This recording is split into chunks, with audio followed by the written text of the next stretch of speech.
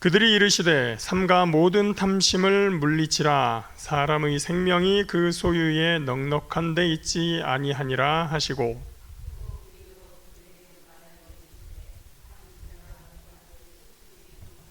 심중에 생각하여 이르되 내가 곡식 쌓아둘 곳이 없으니 어찌할까 하고,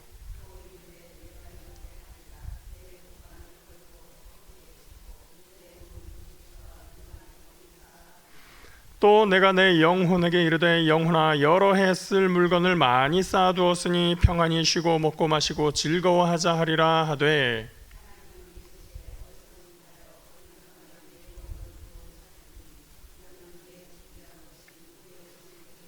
함께 읽습니다. 자기를 위하여 재물을 쌓아두고 하나님께 대하여 부요하지 못한 자가 이와 같으니라. 아멘. 할렐루야. 우리 서로 인사하겠습니다. 하나님께서 당신을 사랑하십니다. 정말로 사랑하시는 것처럼 얘기하셔야 돼요. 제가 설교를 하거나 또 설교를 들을 때 오랫동안 고민했던 문제가 하나 있습니다. 한번 들어보세요. 여러분들은 어떤 설교를 들을 때 저 내용은 우리 남편이 들어야 되는 건데, 아니면 저거 김 집사가 들어야 되는데, 이 권사가 들어야 되는데, 이런 얘기 많이 들으셨죠, 설교 때. 그래서 그렇게 들으시면 안 되고 나한테 하는 말씀이다 라고 들어야 됩니다 라는 이야기들을 많이 들으셨을 거예요.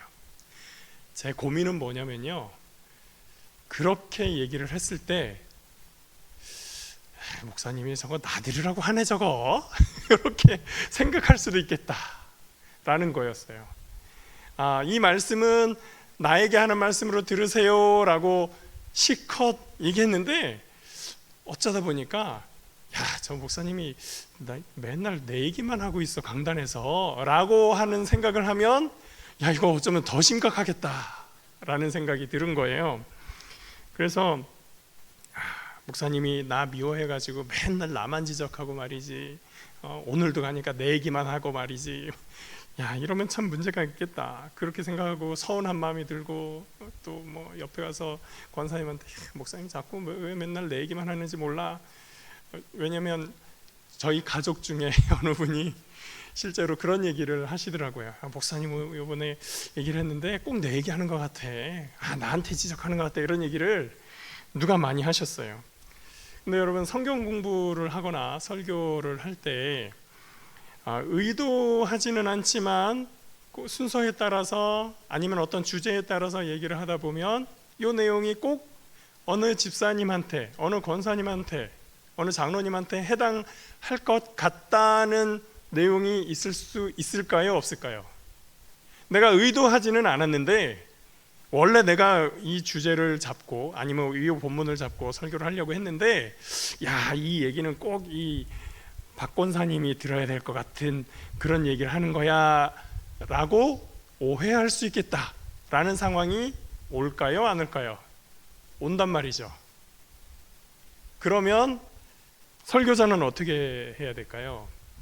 그렇게 오해할 수 있으니 이 얘기는 하지 말아야겠다, 건너가고 넘어가고 그래야 될까요?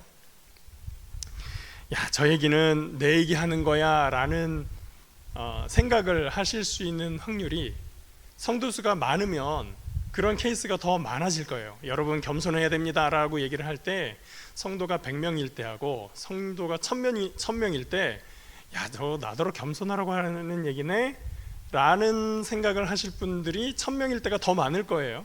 그렇죠? 근데 문제는 사람이 적을 때 문제가 더 심각해져요. 겸손하라 했을 때 1000명 교회에서는 저건 꼭 내 얘기가 아닐 수도 있어 라고 할 수 있는데, 한 20명 모였는데 여기서 겸손하세요 그러는데 요 중에 한 두 분이 저거 나 들으라고 하는 얘기네 라고 생각하시면 진짜 심각해지는 거죠. 그래서 우리가 성경 말씀을 가지고 공부를 할 때, 설교를 들을 때 내 얘기네 라고 듣는 것을 가지고 서운해하면 서로 참 힘들어지겠다 라는 생각을 하면서, 그러니까 이게 가끔 가다가 이게 나한테 해당되는 이야기다라는 생각이 들 때, 저 목사님이 나를 지적하는 거야 라고 생각하는 것보다 하나님께서 나를 돌이켜보라 라고 하시는 말씀이다 라고 생각하시는 것이 우리 정신건강에, 또 신앙건강에 훨씬 좋겠다라는 생각을 합니다. 어떻게 생각하세요? 맞습니까? 예. 긍정적으로 어떤 말씀, 상황을 받아들일 줄 아는 사람이 더 성숙한 신앙, 또 더 성숙한 인격을 갖출 수 있는 사람이라고 생각을 하고, 그래서 어떤 말씀을 강단에서 듣던지 좋은 뜻으로 잘 소화하시기를 주님의 이름으로 축복합니다. 그렇다고 해서 제가 오늘 설교 내용이 누구 들으라고 꼭 집어서 하는 얘기는 아니에요. 평상시에 제가 늘 생각하던 것이 있는데, 언제 기회가 되면 한번 얘기를 해야지 하는데 설교문 중에서 이 얘기를 할 때가 따로 없어서 오늘 그냥 시작할 때 한번 이 말씀을 드려봤습니다. 저희 아이 얘기로 오늘 이야기를 시작을 해보겠습니다. 저희 아이가 최근에 이직을 했거든요. 직장이 새로 얻은 곳이 하남시예요. 그래서 제가 출퇴근을 하면서 아이 내려다주고 이제 교회 오고, 또 갈 때 또 시간이 맞아서 어제 처음으로 이번 주부터 출근을 시작했거든요. 그래서 어제 처음으로 픽업해서 이제 집에 가고 했습니다. 뭐 회사에 갔는데 어때, 뭐 많은 이야기들을 했겠죠.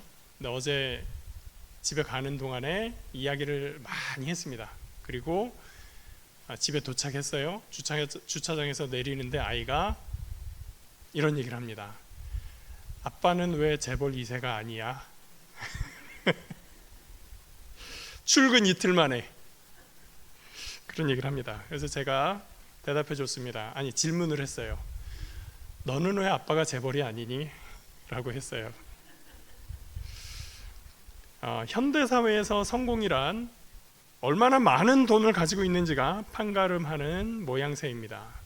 고대 시대에나 중세 시대까지는 신분이라는 것이 계급으로 작동을 해서 누가 더 높다, 누가 더 낮다 라는 판단을 하고 그것이 사회를 구성하고 있었는데, 돈이 우선시되는 현대 자본주의 사회에서는 자본이 계급으로 작용을 합니다.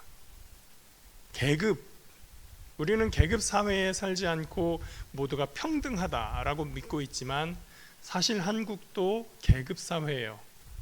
그래서 내가 어느 정도 돈이 없으면 어느 집, 어느 가게, 어느 건물 거기를 들어갈 수 없죠. 요 정도 이상 재산은 돼야 식당에도 들어갈 수 있고 어떤 건물에도 들어갈 수 있고 그런 자격이 주어지는 것 같은 사회에서 살고 있습니다. 그래서 아무리 뭐 권력이 좋고 유명해지는 것이 좋고 하지만 그것이 돈으로 귀결되지 않으면 사실 별로 그렇게 평가를 받지 못하는 것 같아요. 그래서 유명한 사람이 되었다라는 것이 좋은 것은 그것이 돈을 벌어주기 때문에 좋다라고 생각을 하고, 권력을 갖는 것이 좋은 것은 그 권력을 가지면 어느 지역을 개발해서 그 지역의 땅을 사고 어느 쪽으로 도로를 내서 거기에 또 땅에서 돈을 벌고, 아니면 어느 회사 밀어주면서 그 주식 사가지고 거기서 또 차익을 내고, 뭐 이렇게 권력을 사용하는 그런 모습들을 비뚤어진 모습이지만 보게 되는 것이 오늘날의 사회입니다. 돈을 벌기 위해서 사람들은 사기도 치고 배신도 하고 보이스피싱도 많이 하고, 요즘에는 전에 없었던 마약이 수백억씩 수천억씩 막 들어온다고 하죠. 그런 일들도 벌어지고 있습니다. 아이가 그 얘기를 하길래 아빠 왜 재벌 2세가 아니야? 그런 얘기를 하길래 제가 그렇게 답변하고 나서 잠깐 생각해 보니까 옛날 생각이 나더라고요. 우리 아버지가 젊었을 때 그 사기만 안 당했더라도 그 돈으로 땅만 사놨어도 그러지는 않을 텐데 라는 생각이 나서 아이한테 얘기했더니 그 모든 가정마다 있다는 그 사기라고 얘기를 하더라고요. 그 옛날에 얼마나 주변에서 많은 사람들이 사기당하고 또 보증 잘못 써가지고 보증 얘기는 집집마다 다 있죠. 그런 일들이 많았는지, 그게 다 뭐 때문에 생긴 일이죠? 돈 때문에 생긴 일입니다. 그래서 우리가 성공하고 싶다라는 말을 할 때 그 안에는 돈을 벌고 싶다, 많은 돈을 갖고 싶다라는 이야기가 내포되어 있습니다. 그런데 이 돈을 갖고 싶어하는 심리가 오늘만의 이야기는 아니었다는 것이죠. 현대사회가 자본주의 사회라서 자본이 중요한 지금만의 얘기가 아니라 옛날 성경시대에도 그런 일이 있었다라는 걸 볼 때마다 야, 오늘 사는 거나 그때나 똑같네 하고 깜짝깜짝 놀랄 때가 있습니다. 예수님 시대에도 사람들이 돈에 집착을 했었다는 거죠. 15절 말씀에 이렇게 말씀합니다. 그들에게 이르시되 삼가 모든 탐심을 물리치라, 사람의 생명이 그 소유에 넉넉한 데 있지 아니하니라 하시고, 그 시대에도 소유의 넉넉함을 추구하는 삶의 모습이 있었구나. 그래서 예수님이 그것을 지적하고 있는 말씀이죠. 제가 오늘 성공에 대한 말씀을 준비하다가 영화의 한 대사가 생각이 났습니다. 그래서 벌써 한 6년 전에 개봉했던 영화였는데 여러분 보여드리려고 제가 이 영상을 가져다가 조금 잘라서 한 1분 정도로 편집을 해봤습니다. 한번 보시고 우리 말씀을 더 나누도록 하겠습니다. 안시성으로 형벌을 상대할 수가 없어.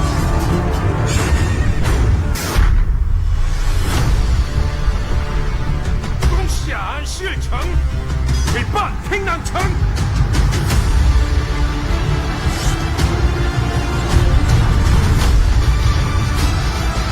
고구려의 시민이 우리 버렸어요. 모두를 죽음으로 몰지 마십시오.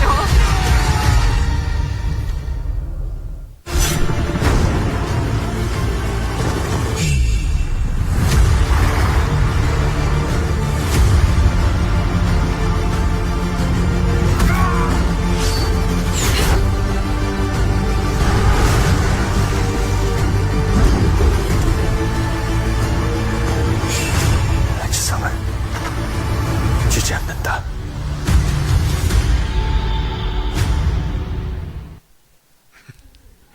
마지막에 저 멈춰야 되는데 훅 지나가 버렸네요.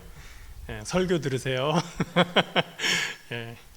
영화에 너무 빠지시면 안 됩니다. 예전에 제가 설교학 강의를 듣는데 이런 영화나 TV 프로그램에 나오는 걸 이렇게 설교 시간에 사용할 때 이런 상업성이 있는 영상들은 상업적이잖아요. 그러니까 흡입력이 굉장히 강해서 설교 메시지가 그 영상을 압도할 만큼 강력한 메시지가 있지 않으면 그 영상에 빠져버린다, 영상의 메시지를 뺏긴다, 이런 얘기를 하시더라고요.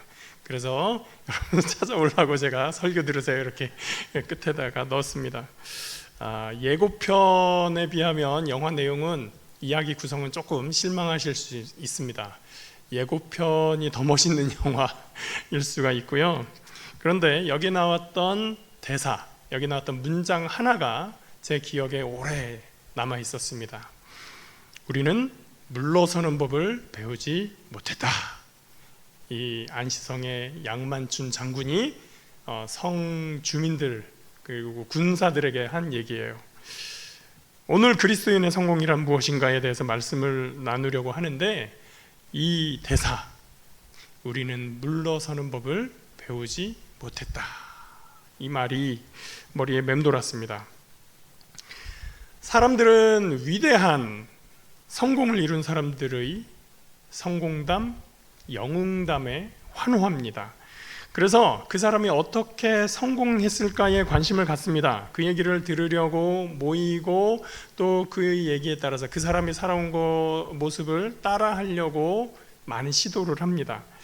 세계에서 두 번째, 해마다 어떤 그 부자 순위를 발표하면 두 번째 혹은 세 번째의 순위를 이름을 올리는 인물이 있습니다. 워렌 버핏이라고 하는 사람인데요. 이분이 1년에 한 번 정도 자기와 점심 식사하는 3시간을 경매로 내놓습니다. 세계에서 두 번째 또는 세 번째 되는 사람과 점심 식사를 한다. 여러분이 경매에 참여하면 얼마 정도 내시겠어요?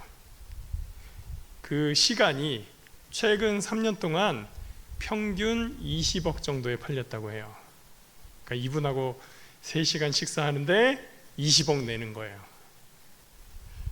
최고가, 역대 최고가는 47억 정도 됐었다고 합니다. 야, 그 사람과 만나는 3시간이 어떻길래. 그래서 워렌 버핏과의 점심 식사라는 점심 시간인가 하는 책도 있는데 제가 읽어보지는 않았지만 어떤 사람이 그 사람과 식사를 했는데 단 1초도 아까운 시간이 없었다, 이런 얘기를 하더라고요. 세상에 그렇게 성공하는 사람의 이야기를 듣고 싶어 하는데, 그렇게 성공하는 사람이 있다면 반대쪽에는 실패하는 사람도 있어요. 그런데 우리가 성공을 부러워하고 성공한 사람을 쫓아하고 싶어 하는 만큼 반대로 실패를 우리는 부끄러워하고 실패한 사람을 무시하는 경향이 있습니다. 그래서 물러서면, 포기하면, 패배하면 실패자, 낙오자라고 여기는 경우들이 많습니다. 좀 전에 봤던 그 영화의 상황은 전쟁 중이기 때문에 거기서는 물러설 수 없다라는 말이 너무나 중요한 말이죠. 왜냐하면 전쟁에서 물러선다는 것은 죽음을 의미하는 거죠.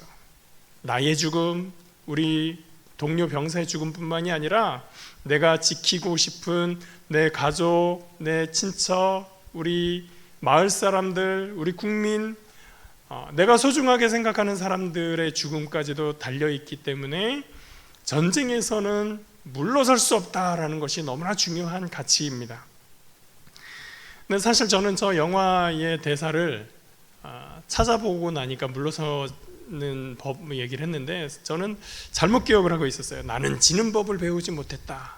사실은 그 단어 때문에 시작을 한 거였거든요. 제가 생각해 봤습니다. 우리는 지는 법을 배우지 못한다면 어떻게 될까? 그리고 얻은 결론은 우리는 지는 법도 배워야 한다라는 거였어요. 우리는 물러서는 법을 배우지 못했다라고 평생을 살아갈 것이 아니라 때때로 우리 질 수도 있어. 그런데 잘 져야 돼. 그 졌을 때 어떻게 그 뒤를 살아갈지를 우리는 잘 배워야 돼. 이게 사실은 더 중요하다는 거죠. 왜냐하면 우리는 살면서 질 수도 있고 패배할 수도 있고 실패할 수도 있고 포기할 수도 있기 때문입니다. 그렇게 했을 때, 져야만 했을 때, 패배해야만 했을 때 그 상황을 잘 받아들이지 못하면 많은 문제가 우리 인생에 남기 때문입니다. 우리는 심하게 그 상황을 자책하고 또 우울증에 빠져버릴 수도 있어요. 우리가 지는 일조차 잘 받아들이고 소화해야만 성공하는 것에 못지않게 우리는 말 그대로 실패를 발판 삼아서 한 걸음 더 나아갈 수 있는 것입니다. 세상은 우리의 인생을 전쟁에 비유합니다. 전쟁에 비유하는 말 어떤 것이 있나요? 한번 생각해 보실래요? 어떤 말로 전쟁에 비유합니까? 입시 전쟁, 그렇게 얘기하죠. 대학을 열심히 마치고 나서 이제 뭘 해야 돼요? 취업 전쟁에 들어갑니다. 국가는 외교 전쟁을 하고 회사는 산업 전쟁을 하고 우리는 전쟁을 너무너무 많이 이야기를 합니다. 그래서 사회는 마치 우리가 이 전쟁통에서 살아남아야 할 것처럼 그렇게 얘기를 하죠. 근데 전쟁에서 중요한 가치는 뭐예요? 전쟁을 잘한다는 건 뭐예요?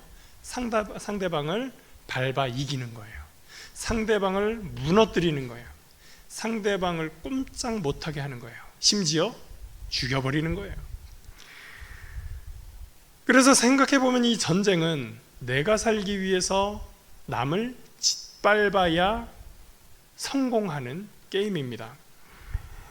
개별 전투에서는 국가와 국가의 전쟁은 전투 자체를 안 할 수도 있는데요.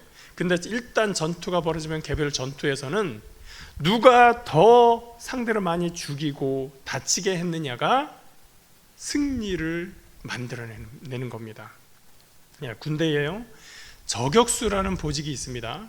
아주 먼 거리에서 저쪽 군인을 아니면 중요한 요인들을 먼 거리에서 조준해서 쏘는 역할을 하는 사람이에요. 저격수에 대한 어떤 영상을 본 적이 있었는데요. 그런 게 있더라고요. 각 전쟁마다 1차 대전에서 가장 유명한 저격수는 누구였는데 몇 명을 죽였다. 2차 대전은 누구였는데 어땠다. 또 걸프전에서는 누구였는데 몇 명, 뭐 이런 통계도 내고 그때 사용한 총은 뭐고 뭐 이런 내용들이 있더라고요.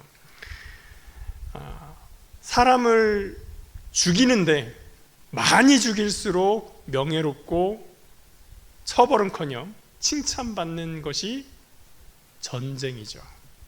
그래서 전쟁은 비극적일 수밖에 없는 겁니다.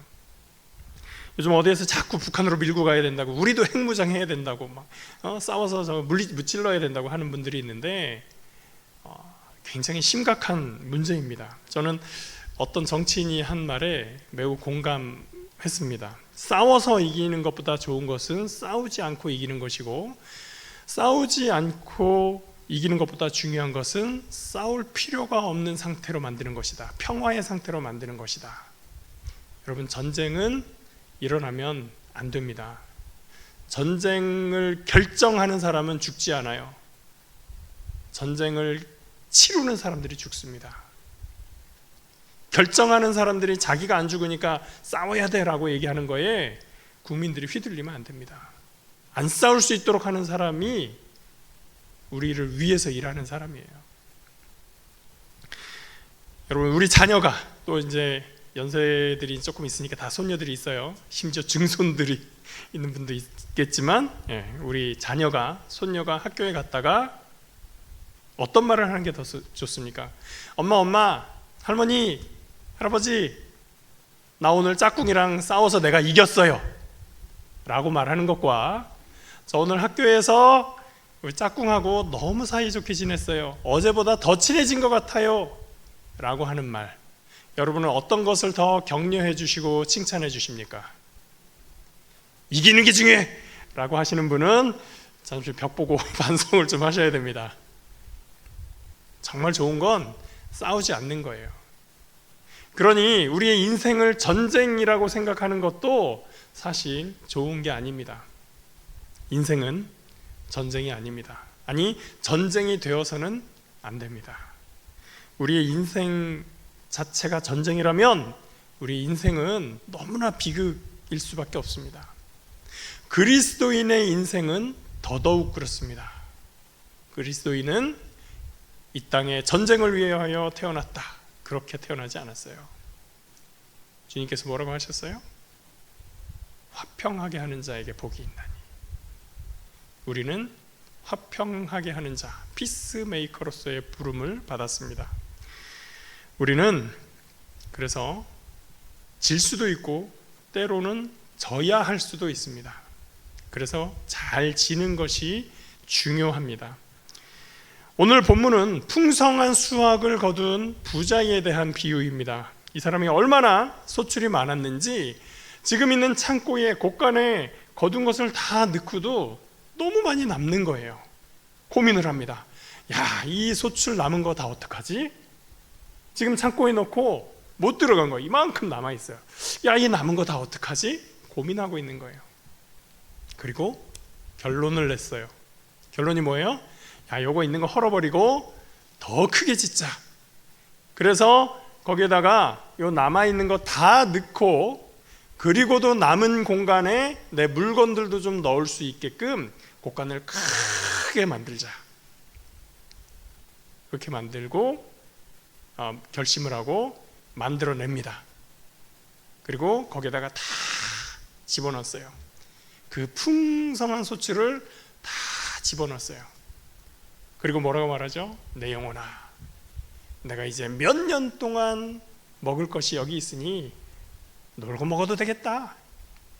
이제 띵가띵가 쉬면서 놀면서 여행이나 다니면서 그렇게 살아도 되겠다 라고 얘기를 합니다. 여러분, 한번 여러분의 생각을 한번 말씀해 주세요. 이 부자, 이 사람은 어떤 사람인 것 같습니까? 어떤 인격을 가진 사람이에요? 어떤 느낌이 드세요? 뭐라고요? 욕심이 많구나. 맞아요. 욕심 많은 사람이다 라는 생각이 듭니다. 또 어떤 생각이 드시나요? 안 들려요. 이기적이다. 지밖에 모르네. 이런 생각 들지 않으세요? 이 부자에게서, 그 사람의 삶의 태도에서 어떤 게 느껴지십니까?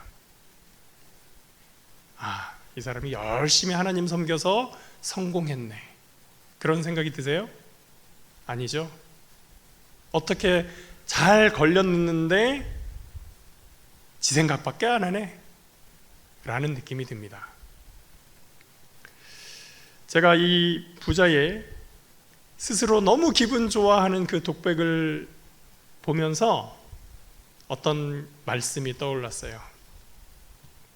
오늘 우리에게 일용할 양식을 주시옵고. 주기도문의 한 구절입니다. 주기도문은 뭐죠? 너희가 이렇게 기도하라 하고 주님께서 가르쳐 주신 기도예요. 오늘 일용할 양식을 주시옵고. 무슨 뜻입니까? 일용할 양식, 오늘 하루 먹을 양식을 오늘 주세요 라는 기도예요. 그러니까 예수님께서 생각하시는 경제 생활은, 물론 그 당시에 경제 규모가 오늘과는 너무나 다르기 때문에 동일하게 비교할 수는 없어요. 그러나 그들에게 예수님께서 말씀하신 건 뭐예요?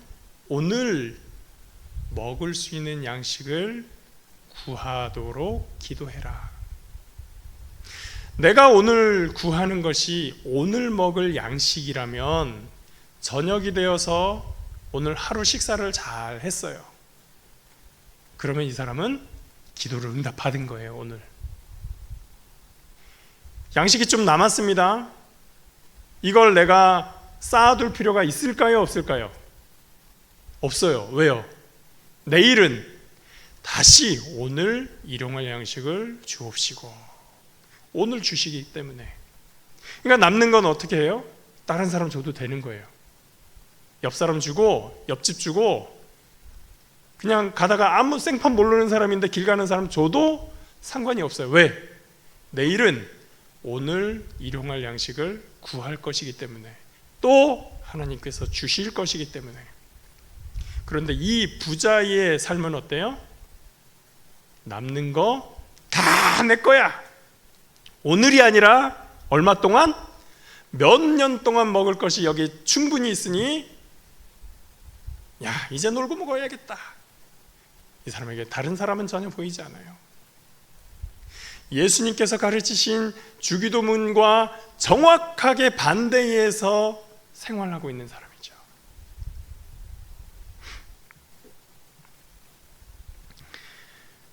부자는 오늘 일용할 양식을 구하며 살아갈 생각이 전혀 없습니다.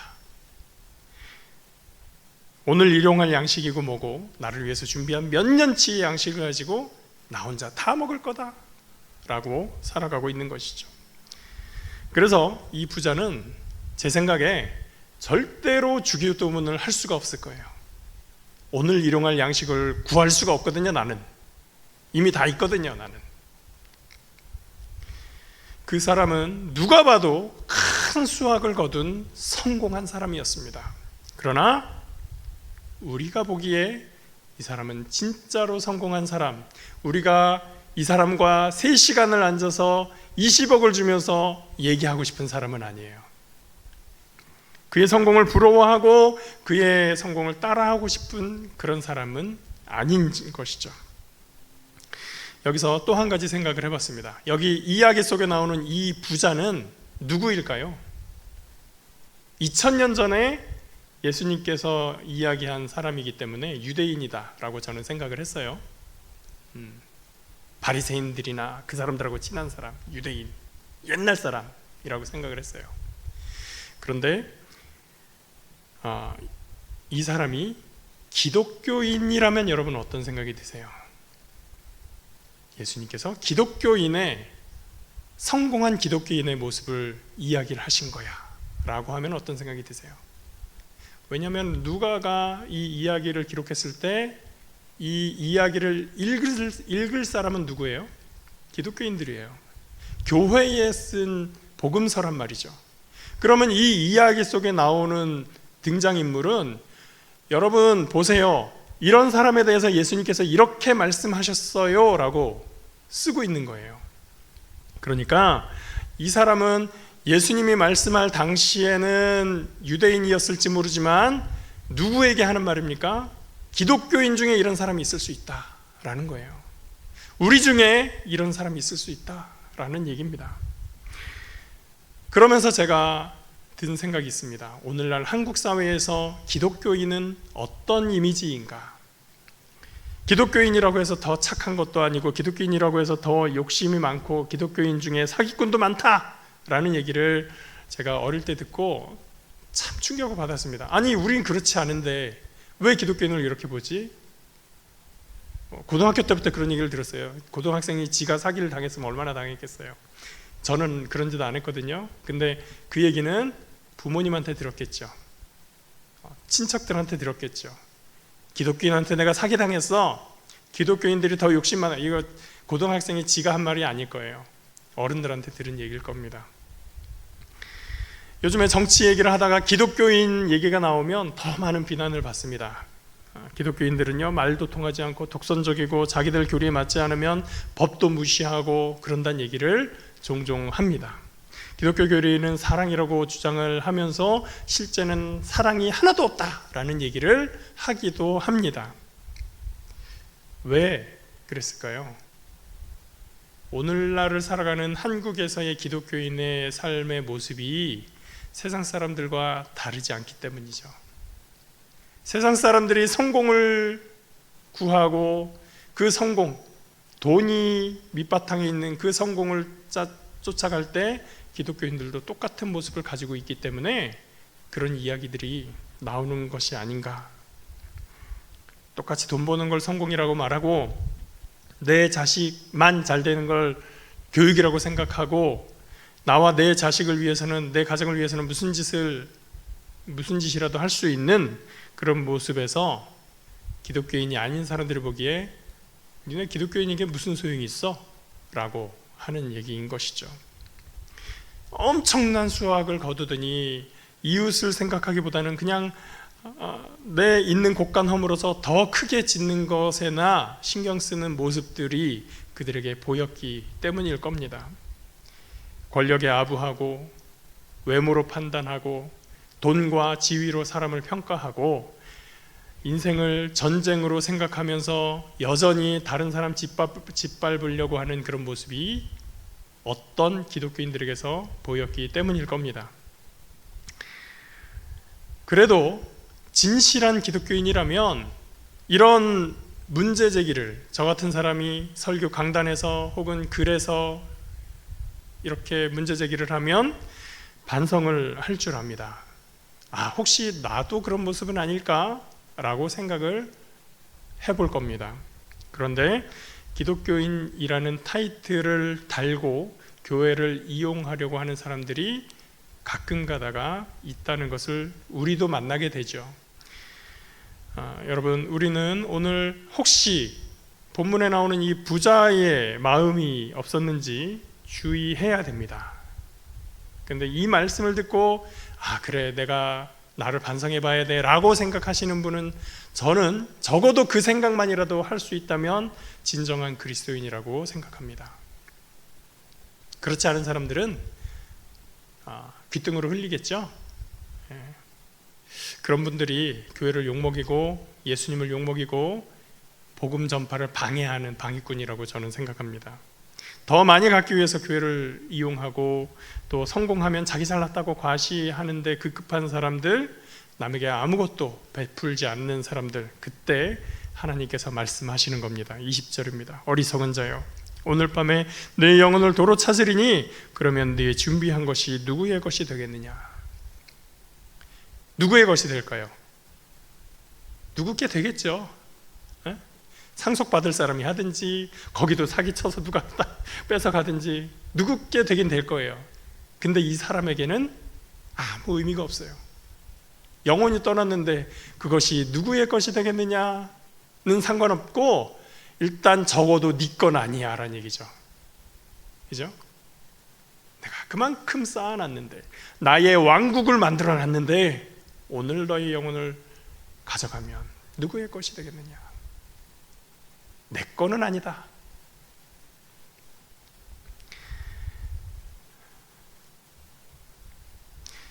하나님께서 이 말씀을 가지고 우리에게 오늘 하시는 것이라고 들을 수 있는 귀가 있기를 바랍니다.